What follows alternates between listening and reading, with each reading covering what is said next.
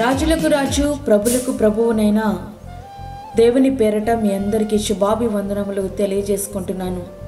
Jesus new creation ministries ద్వారా ఈ రీతిగా ప్రతిరోజు ఆత్మీయ అనుదిన ఆహారమును మీకు అందించుటకు దేవుడిస్తున్నటువంటి కృపను బట్టి దేవునికి అనలేని కృతజ్ఞతలు. ప్రియ సహోదరులారా, అందరూ ఎలా ఉన్నారు? బాగున్నారా? అనుదినము మీ యొక్క ఆత్మీయ జీవితంలో ఎదుగుతున్నారని మేము సంతోషిస్తున్నాం. వాక్య ధ్యానంలోనికి మనం వెళ్దాము. విలాప వాక్యములు 2వ అధ్యాయము 19వ వచనం. నీవు లేచి రేయి మొదటి జామున మొరుపెట్టుము, నీళ్లు కుమ్మరించినట్లు ప్రభు సన్నిధిని నీ హృదయమును కుమ్మరించుము. నీ పసిపిల్లల ప్రాణము కొరకు నీ చేతులను ఆయన తట్టు ఎత్తుము. ప్రతి వీధి మొగను ఆకలిగొని వారు మూర్ఛిల్లుచున్నారు. మొట్టమొదటిగా నీవు లేవాలి. ఎక్కడి నుండి లేవాలి అని అనుకుంటున్నావు కదూ? ఆధ్యాత్మికమైన మత్తులో నుండి నీవు బయటకు రావాలి. తర్వాత ప్రార్థించాలి. ఎప్పుడు ప్రార్థించాలి అంటే రాత్రి మొదటి జామున. ఎవరి కొరకు ప్రార్థించాలి? నీ పసిపిల్లల కొరకు నువ్వు ప్రార్థించాలి. నా పిల్లలు పసివాళ్ళు కాదని తప్పించుకోవద్దు. పసివాళ్ళు కాకపోవచ్చు, కానీ ఆధ్యాత్మికంగా పసివారే కావచ్చు. ఎట్లా ప్రార్థించాలి? నీ హృదయాన్ని దేవుని సన్నిధిలో కుమ్మరించి కన్నీటితో ప్రార్థించాలి. ఎందుకు వారి గురించి ప్రార్థించాలి అంటే ఆకలితో మూర్ఛిల్లిపోతున్నారు కనుక. మాకు అంత సమృద్ధిగా ఉంది, ఆకలి అంటేనే మా పిల్లలకు తెలియదు అని నువ్వు అంటావా? కానీ ఆధ్యాత్మికమైన ఆకలితో మూర్ఛిల్లిపోతున్నారు. ఆధ్యాత్మిక నైతిక విలువలు కోల్పోయి పతనమైపోతున్నారు.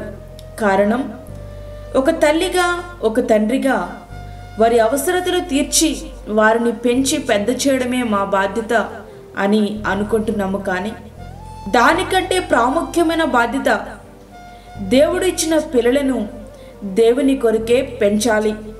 అది మనం చేయలేకపోతున్నాం. ఎందుకు పిల్లలు ఆధ్యాత్మికంగా మూర్ఛిల్లిపోతున్నారు?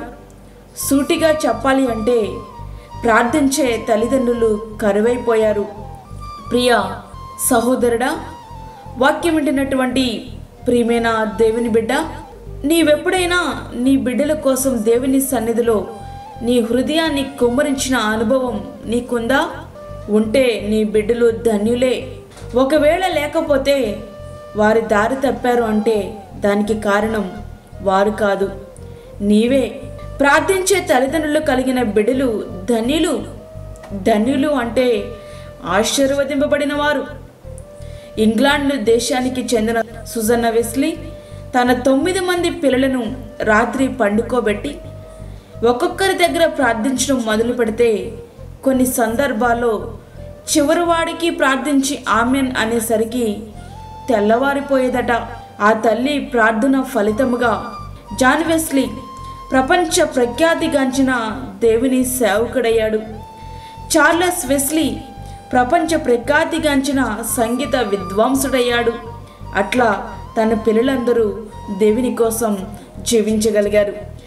సెయింట్ అగస్టిన్ అనే దైవజనుడు ఈ రీతిగా చెబుతున్నాడు, నా తల్లి యొక్క కన్నీటి ప్రార్థన ప్రవాహంలో నేను దేవుని రాజ్యానికి కొట్టుకుని వచ్చాను. ప్రియ స్నేహితుడా, వాక్యం ఉంటున్నటువంటి ప్రియమైన దేవుని బిడ్డ, మన గురించి మన బిడ్డలిచ్చే సాక్ష్యం ఏమిటి? కనీసం ఈరోజైనా మొదలు పెడదామా? నాకు ప్రార్థించడానికి ప్రత్యేకమైన గది లేదని చెప్పకు. అవసరం లేదు. నీ హృదయమే ఆయనకు స్థలం. ఆయనకు నీ హృదయం అనే గది ఉంటే చాలు. నీవు నిద్రపోకముందే నీ బిడ్డల కోసం ప్రార్థించాలి. ఆ తర్వాత సూర్యుని కంటే ముందుగా లేచి నీ బిడ్డల కోసం ప్రార్థనా కంచెను వేయాలి. ఆ రోజు ఆ కంచెను దాటి సాతాను నీ పిల్లల జోలికి రాలేడు. సాతాను ఇంట్లో ప్రవేశించాక తీరికగా ప్రార్థన కంచెను వేస్తున్నాం, ఇక వాడు ఆ కంచె లోపలే తిరుగుతున్నాడు. మనకు మన కుటుంబాలకు సమాధానం లేకుండా చేస్తున్నాడు.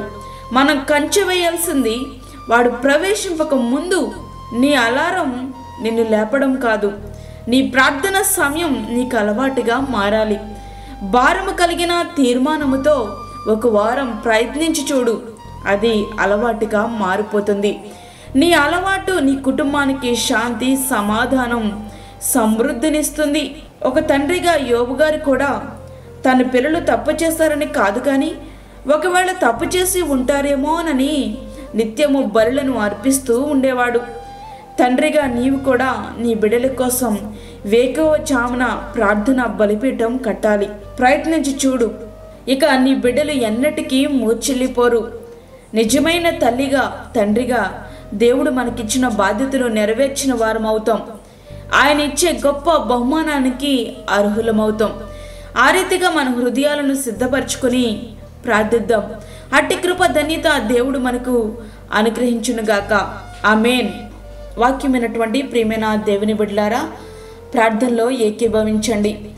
పరిశుద్ధమైన తండ్రి, ప్రేమగల యేసు ప్రభువా, శ్రేష్టమైన మరి ఒక దినం మా జీవితంలో మీరు అనుగ్రహించారు, నీకు వందనాలు. ఈ దినమంతటికి కావలసిన నీ కృపను, నీ సన్నిధిని మాకు తోడుగా ఉంచండి ప్రభువా. అదేవిధంగా బలహీనులను, చంటి బిడ్డలను, వృద్ధులను మీరు జ్ఞాపకం చేసుకునండి. గర్భిణీ స్త్రీలను మీరు జ్ఞాపకం చేసుకునండి ప్రభువా. వారికి నీ సన్నిధిని దయచేయండి. గర్భఫలము లేని బిడ్డలకు గర్భఫలము దయచేయండి. అప్పుల బాధలతో ఇబ్బంది పడుచున్న నీ బిడ్డలకు కావలసినటువంటి నీ భద్రత, నీ సన్నిధిని, నీ తోడు మాకు దయచేయండి. దూరదేశంలో ఉండి వాక్యం వింటున్న నీ బిడ్డలకు కావలసినటువంటి నీ కృపను దయచేయండి. వారిని, వారి కుటుంబాలను మీరు రక్షించండి ప్రభువా. అదేవిధంగా ప్రార్థనలు ఏకీభవిస్తున్న ప్రతి ఒక్క బిడ్డకు మీరు తోడుగా ఉండండి.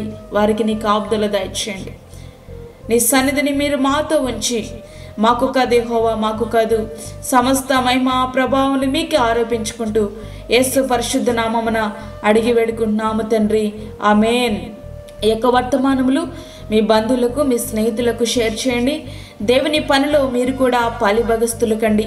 అదేవిధంగా మీ ప్రార్థన అవసరతలు మాకు తెలియచేయండి. మా ఫోన్ నెంబర్ 9177377559.